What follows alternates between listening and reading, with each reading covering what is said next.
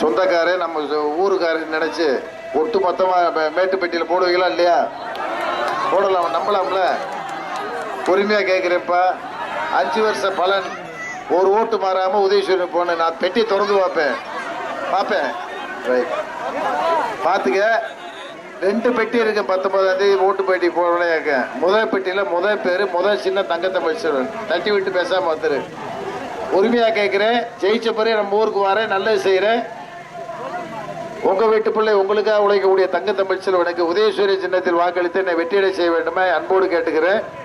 பாவா ஏடிஎம்கே கிளை செயலாளர் இறந்துட்டார் நினைக்கிறேன். ஆழ்ந்த அனுதாபத்தை தெரிவிச்சுக்கிறேன்.